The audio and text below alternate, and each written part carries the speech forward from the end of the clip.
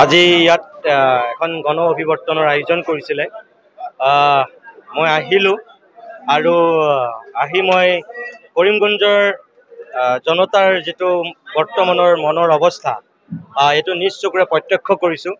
মই এইটোৱে ক'ম যে মাননীয় মুখ্যমন্ত্ৰী হিমন্ত বিশ্ব শৰ্মাই ইয়াৰ নামটো হঠাৎ সলোৱাক লৈ কৰিমগঞ্জৰ মানুহৰ তীব্ৰ আপত্তি আৰু ইয়াত মানুহ অন্তত মানে বেদনাহত হৈছে, কষ্ট পাইছে যে কৰিমগঞ্জৰ জনতাৰ লগত একো কথা নপতাকৈ ৰাতিটোৰ ভিতৰতে এটা ডিচিশ্যন লৈ দিয়া হ'ল, কেবিনেটত সিদ্ধান্ত ল'লে।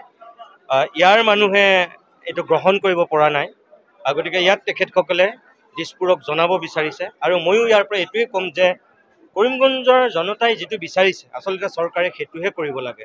যদি কোনোবা দুই এক ব্যক্তিয়ে বা দুই এক অনুষ্ঠানে নাম সলাবলৈ গোপনে আবেদন দিছিল, তাৰ ভিত্তিত যদি সেই সিদ্ধান্ত লৈছে, তেনেহ'লে মই ভাবোঁ যে সেইটো বৰ সঠিক সিদ্ধান্ত নহ'ল চাগৈ।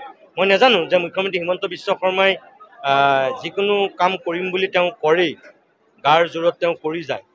জনতাৰ কথা কিমান তেওঁ গুৰুত্ব দিয়ে সেইটো কিছুমান ক্ষেত্ৰত হয়তো দিছে, কিছুমান ক্ষেত্ৰত দিয়া নাই।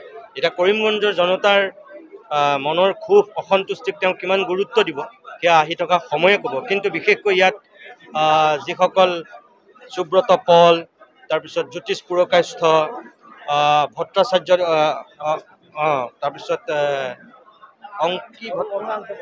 অৰুণাংশু ভট্টাচাৰ্য, তেখেতসকলে যিখিনি কথা কৈছে, ইমান চিনিয়ৰ মানুহ তেখেতসকল, আৰু তেওঁলোকেতো খুব চৰকাৰৰ সিদ্ধান্তটোক মানি ল'ব পৰা নাই।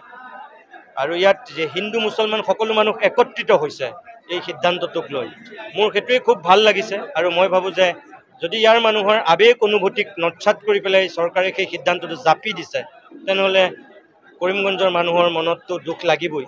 আৰু চৰকাৰৰ দায়িত্ব জনতাৰ লগত থকা, জনতাৰ বিৰোধ কৰা নহয়। গতিকে মোৰ চৰকাৰৰ প্ৰতি এইটোৱেই আহ্বান। যিকোনো খবৰৰ বাবে যোগাযোগ কৰক 7099017330 লগতে 7099017110 নম্বৰত।